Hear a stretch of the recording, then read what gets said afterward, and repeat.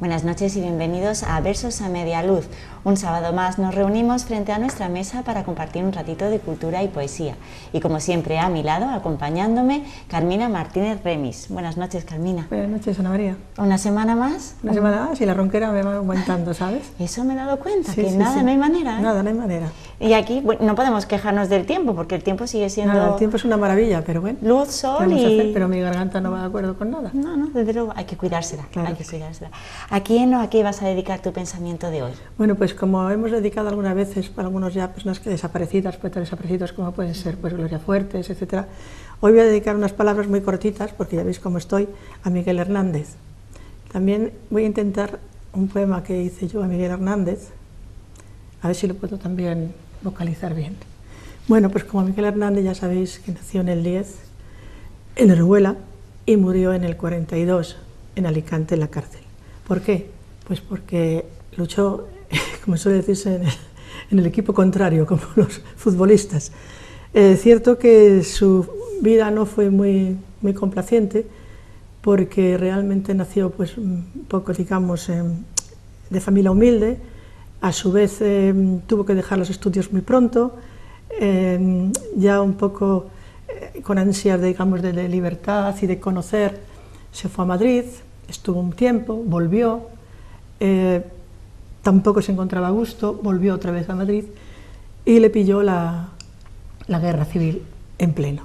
Sí ha escrito, no voy a decir qué, porque ya lo sabemos todos, hemos hecho muchas semblanzas de Miguel Hernández durante este año, sobre todo lo que ha escrito, pero sí voy a hacer un poco de mención, digamos, a una de las obras que realmente tuvo quizá un poco más de relieve, ¿no?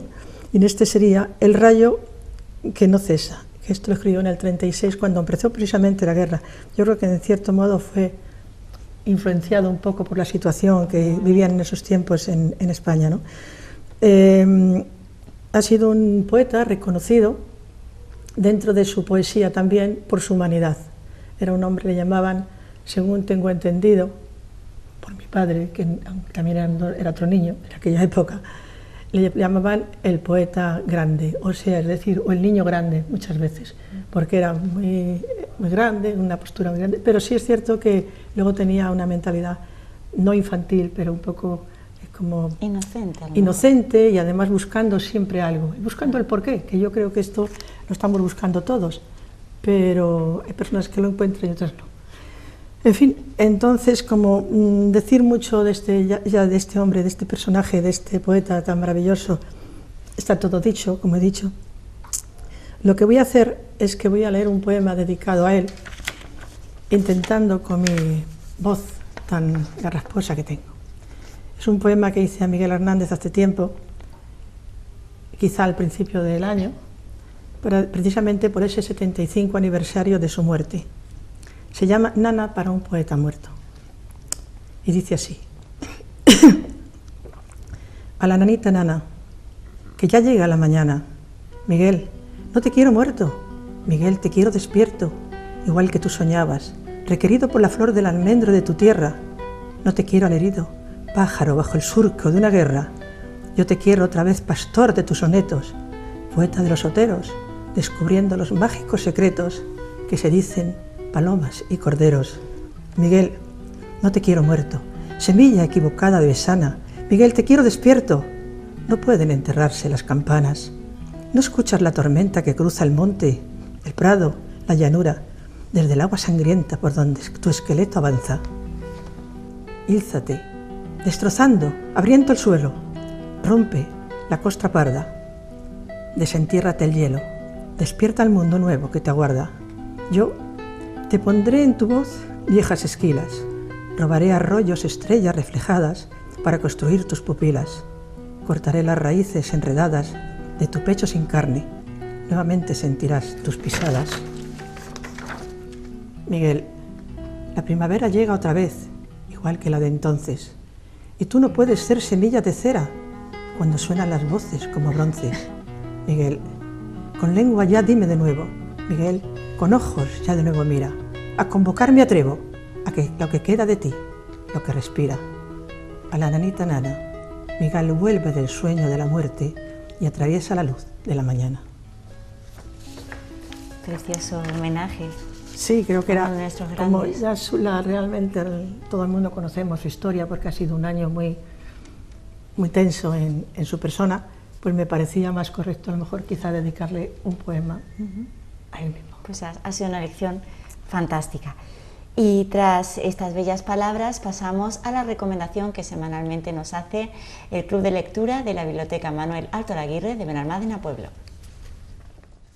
Hola, soy Soledad Molina González, miembro del Club de Lectura Concha Méndez de Benalmádena Pueblo, y vengo a recomendaros este libro de poesía que se titula Mujer Océano, de Vanessa Martín.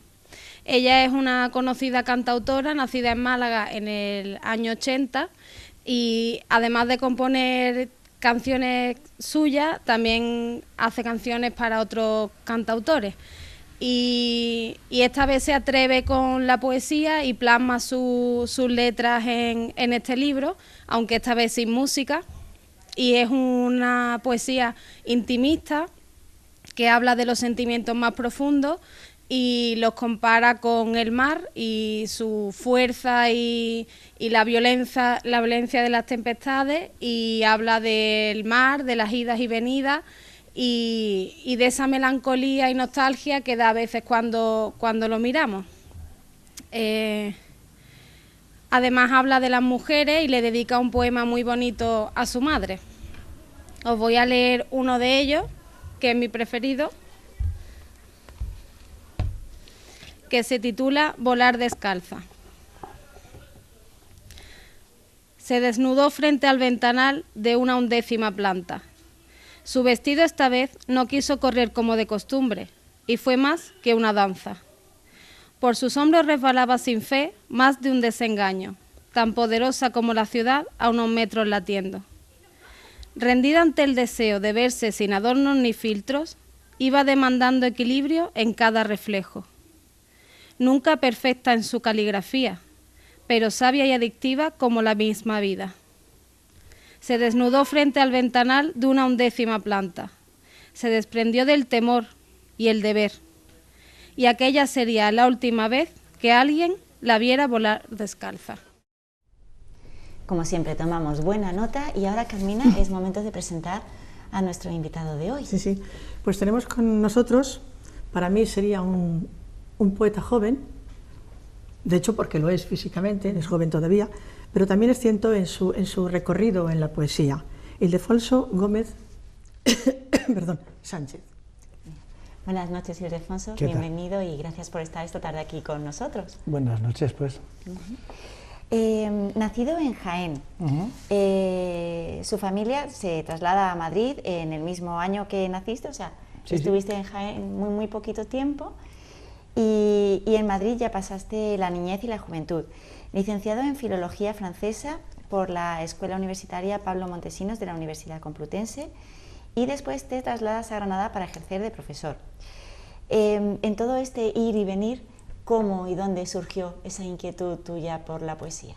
Bueno, la poesía surgió antes de que yo me dedicara a la enseñanza, gracias a dos buenas maestras que tuve, bueno, quizá podemos decir tres. Pues bueno, en los ejercicios de redacción ellas se aplicaban bastante bien, nos daban buenos modelos, porque entonces se escribía sobre modelos, y nos daban buenas lecturas. Y entonces a partir de ahí, pues bueno, conocí la poesía pues de Celia Viñas, la poesía más simple y sencilla de Juan Ramón Jiménez, y así poco a poco pues fui metiéndome en los versos. Y luego aparte que a nivel familiar mi padre era un gran rapsoda, aunque él no escribía, le encantaba la poesía. Y en muchos fines de semana, cuando se juntaba con paisanos que echaban de menos la tierra, porque claro, Madrid es la gran urbe donde recogía a toda la gente que iba huyendo de las penalidades y cuando no también de lo que ocurrió en esa posguerra, porque la posguerra fue un poquito más dura quizá que la propia guerra. Entonces pues se juntaban allí. Porque el hambre era la hambruna que había muy grande, este tipo de cosas. Y sobre todo buscar posibles para los hijos. Exacto. Y entonces mis padres se fueron del pueblo, se fueron a Madrid, mi padre estuvo trabajando en una portería en la calle Bocángel, luego cambió de oficio, él era un hombre autodidacta y bueno, al final pues por avatares del destino me tocó vivir en Cádiz, luego me tocó volver a Madrid y ya en Madrid mi padre se plantó y dijo, de aquí no nos movemos.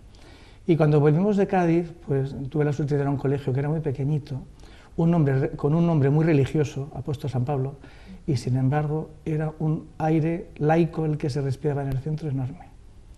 Y claro, era una buena tapadera, porque estábamos ya viviendo los coletazos del franquismo, 70 hasta el 75, y allí estaban estas mujeres, una de ellas era hija de Rafael Vázquez, uno de los miembros del jurado del Premio Destino de novela. Y bueno, tuve esa suerte, tuve grandes maestras de vocación y a partir de ahí empecé a escribir poesía, ni más ni menos. Y hasta el día de hoy, lo que pasa es que luego he sido como el Guadiana, he tenido también mis lagunas de ruidera, mis ojos del Guadiana, es decir, yo con la poesía he sido algunas veces poco constante porque siempre te das cuenta que no vas a ningún sitio.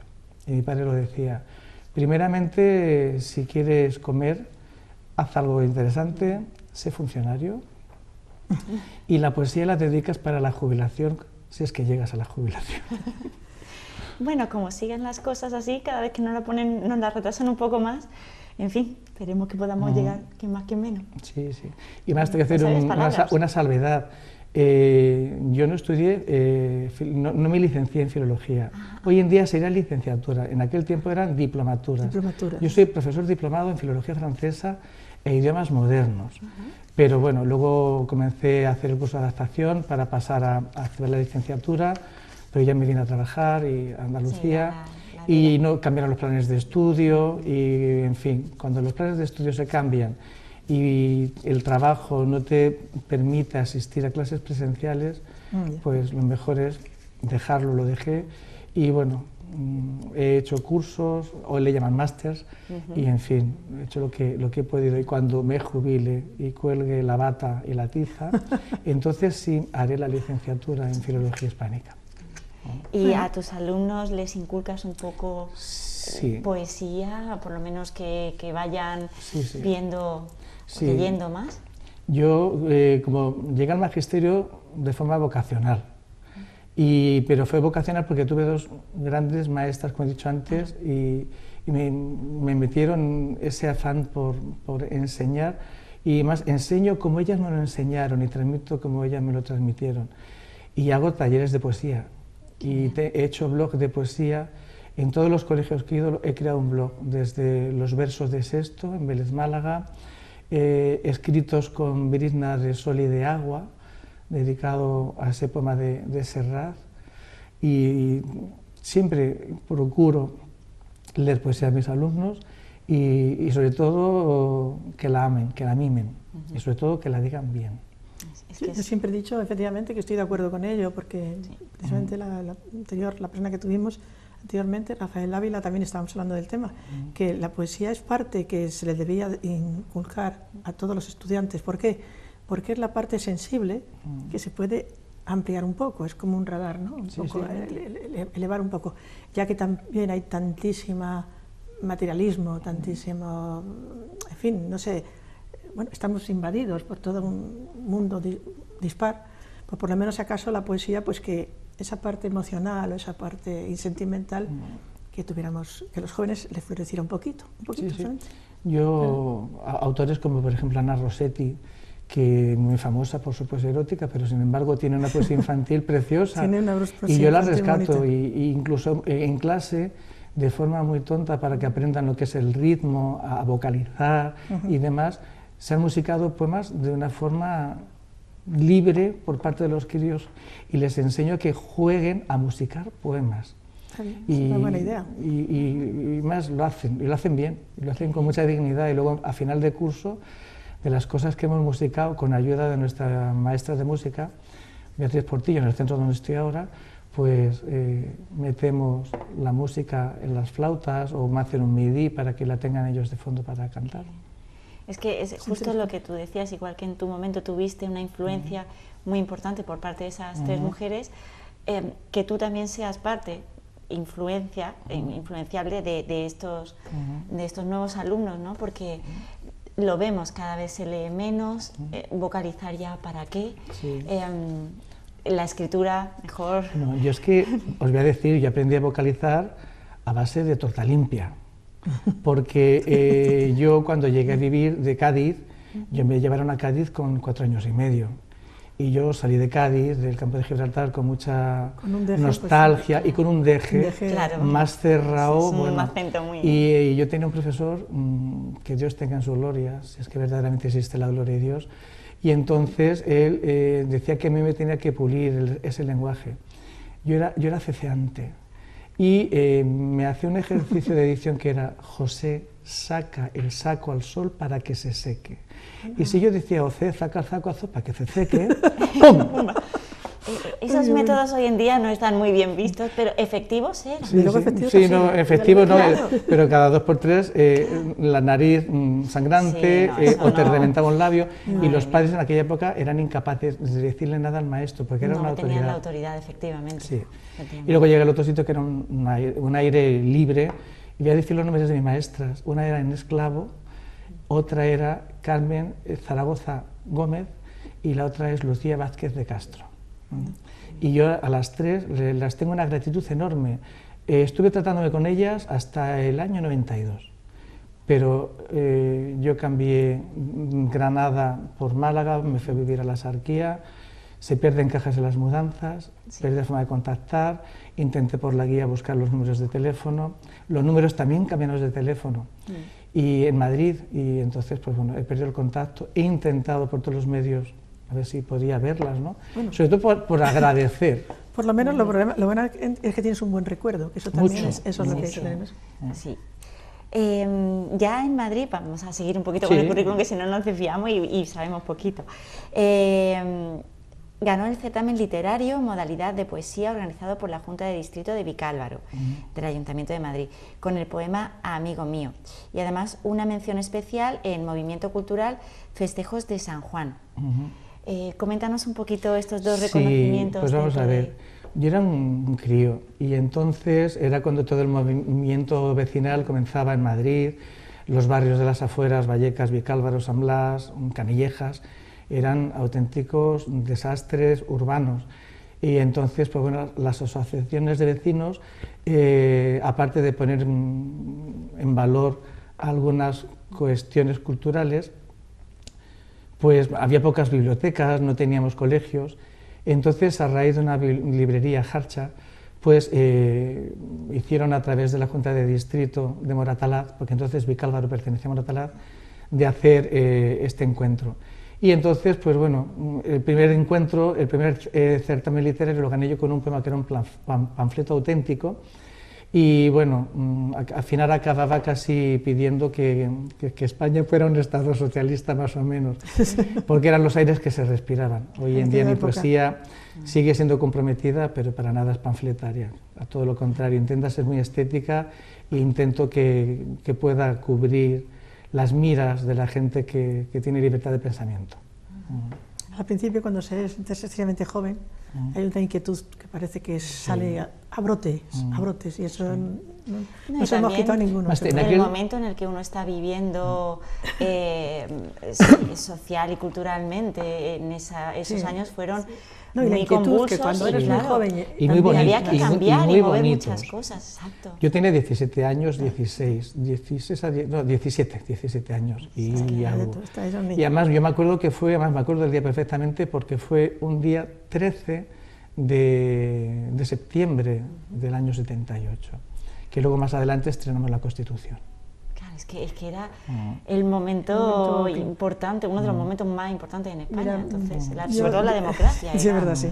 Estábamos en plan impresionante, qué bien. De cambios. Entre los años 1988 y 89, ya trasladado aquí a Málaga, publicaste varios poemas en los boletines literarios Vivencias y Por el Sur, ambos editados por la Casa del Poeta en Málaga. Sí, vamos a ver. Yo tuve la suerte también en Madrid, tenía una profesora más adelante, luego ya en el bachillerato, Concha Vázquez Muñoz, y me llevaba a los ambientes literarios, a la Manuela, al Gijón, al Lyon, que ya no existe, y entonces, pues bueno, tuve la suerte de conocer a Miguel Gámez Quintana, un poeta de Málaga que estaba intentando buscarse su huequecico allí en Madrid. Y luego, pues, cuando ya volví yo aquí a vivir, el pobre ya estaba bastante delicado, estaba muy delicado. Y entonces, pues, él me ayudó en los inicios mucho. Yo vivía en Madrid y le mandaba cosas para que me publicara en Málaga. Y él, pues, muy amablemente, pues, me mandaba cartas y me decía, oye, si tienes algo, mándame. Y yo le mandaba. Y al principio eran como fotocopias, y luego al final hizo una antología de las cosas que a él más le gustaban, de esos cuadernos de vivencia, hizo Por el Sur. Y luego ya el pobre, pues, murió joven. Por cierto, es el poeta de Comares, y allí se le puede visitar. Maravilla. Desde el año 2000 y hasta el 2006 has publicado poemas en la revista literaria Utopía Poética, editada por el Centro de Ediciones de Diputación de Málaga, y además has estado participando en encuentros provinciales. Sí, pues mira, aquí está uno de los ejemplares de Utopía.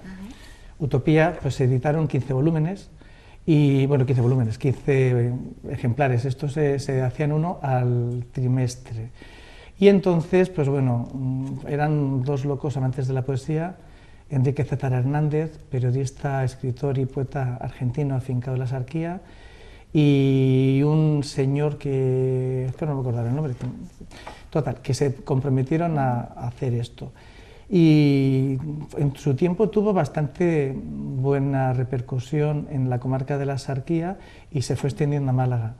El último número que se hizo fue el número 15, y luego pues hubo un cambio de época y ya se dejó de llamar Utopía Poética, cambió la línea editorial de la revista, cambió también el gusto o la crítica acerca de la poesía que se elegía, y entonces pues se empezó a llamar Utopía de las Artes, que está funcionando hasta nuestros días.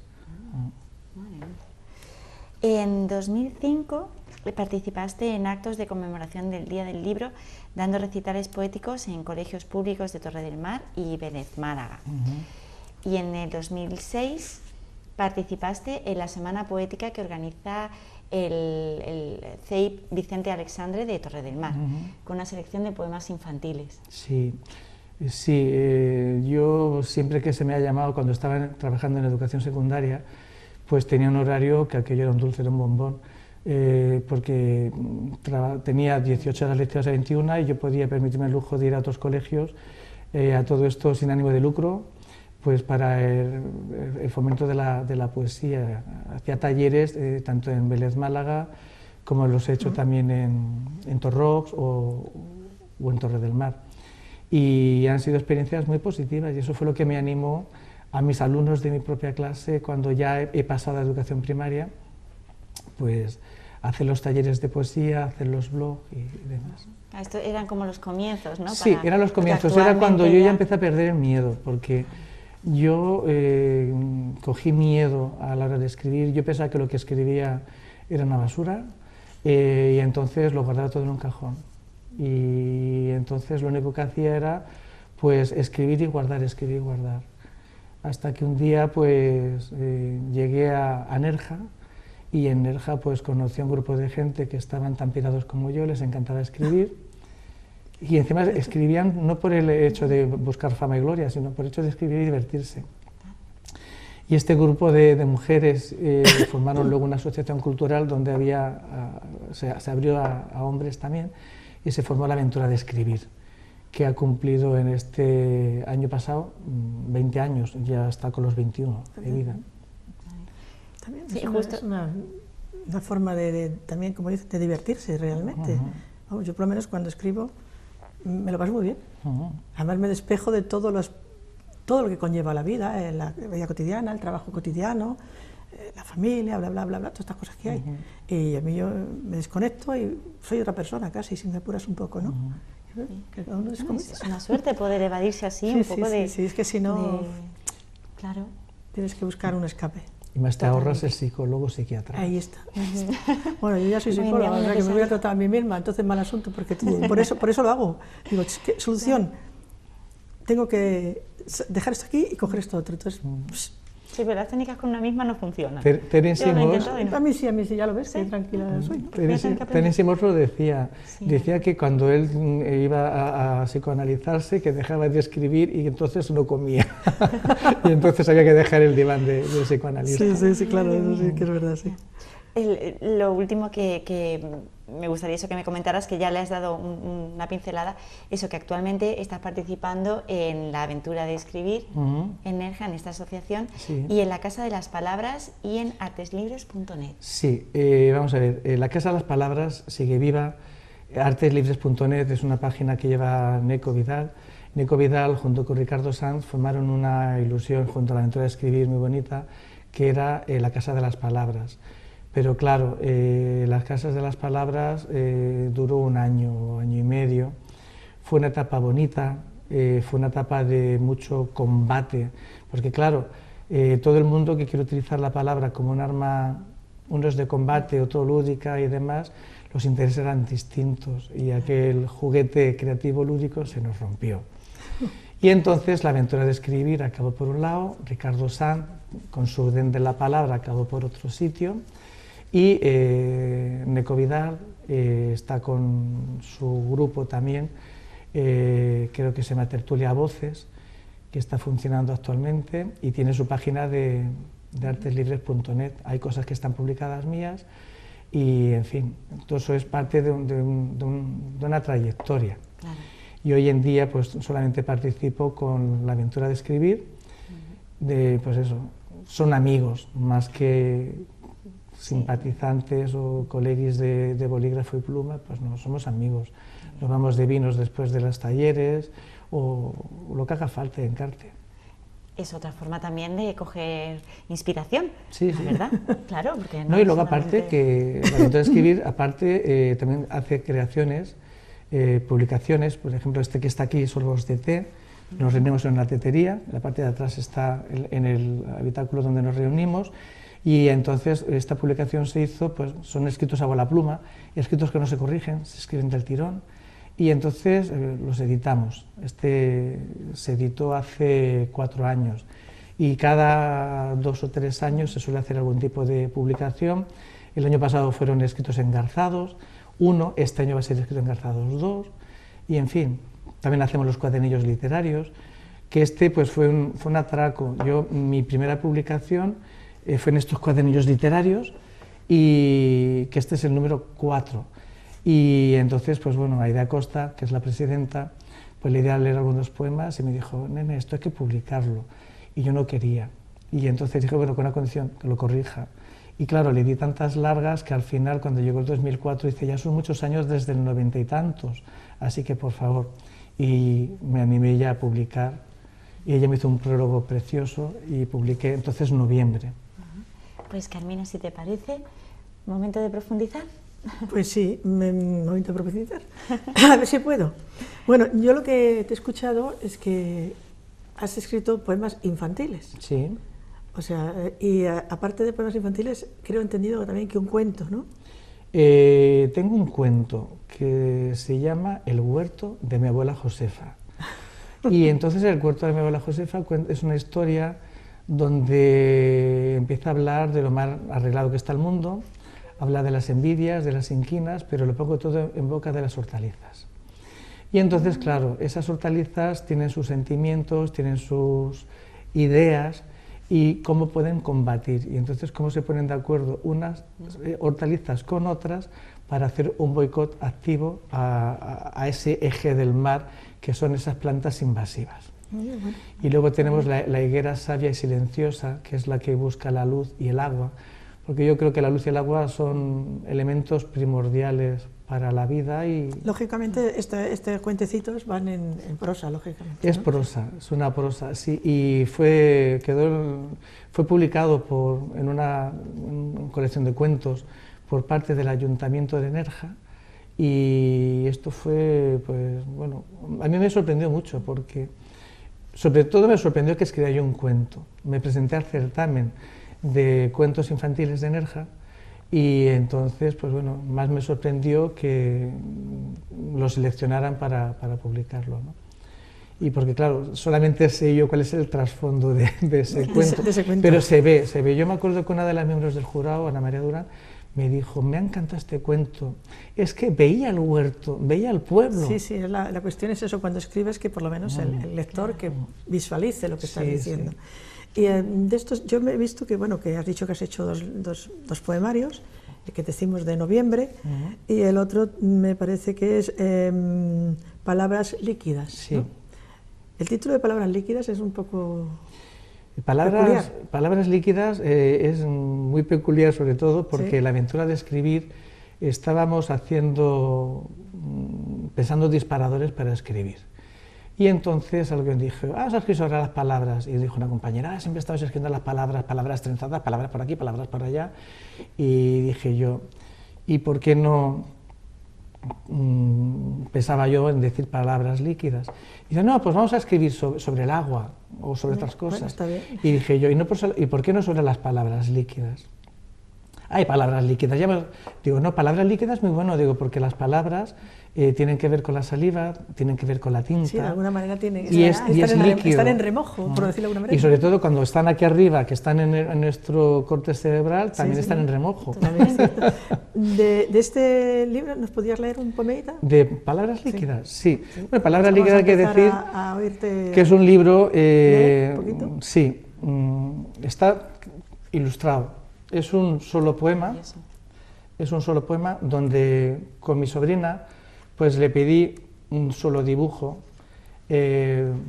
o 5, de 1 a 5, para ilustrar uno la portada y luego hacer las ilustraciones de los poemas. Y entonces ella me dijo, pues bueno, ya los haré bien, veía que tardaba mucho, y al final pues mi sobrina Blanca me sorprendió con 18 dibujos, por lo cual yo fragmenté el poemario en 18 dibujos. Pues, ¿qué nos vas a leer entonces? Entonces voy a leeros, Palabras líquidas es un solo poema, y entonces voy a leeros un fragmento. El fragmento tiene ese dibujo, esto es como si fuera los poemas chinos, que todo poema tiene su dibujo, tiene su haiyin.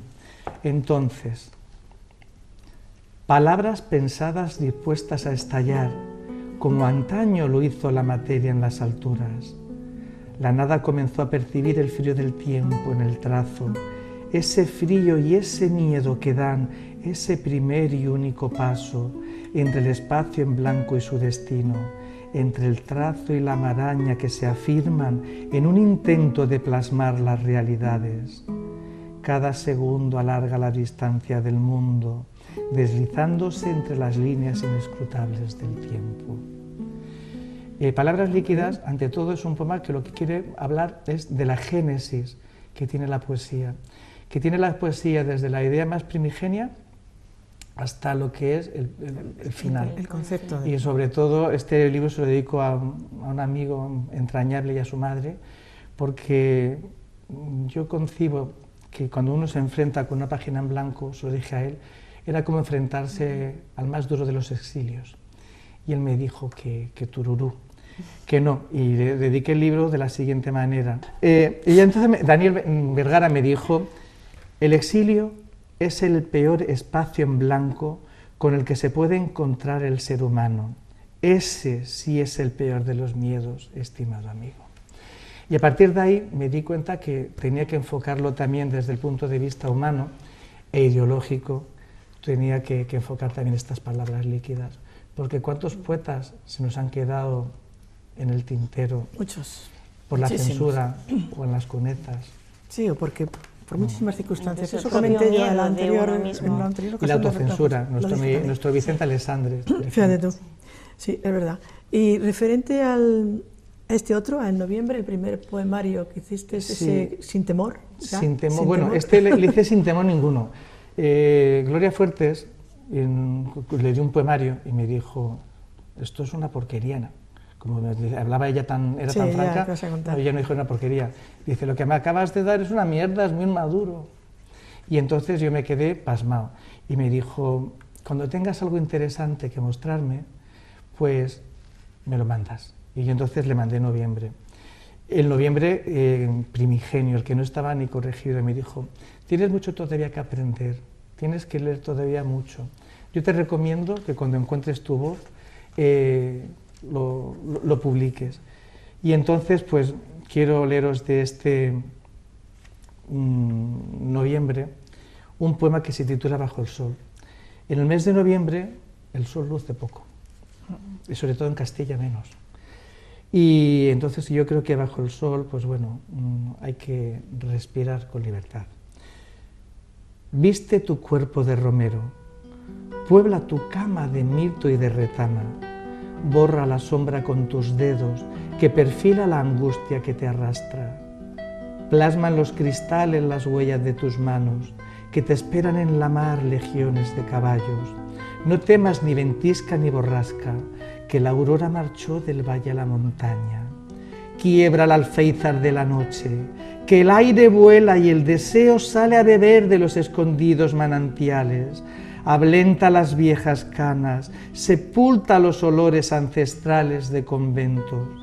Solo bajo el sol se respira la profunda primavera.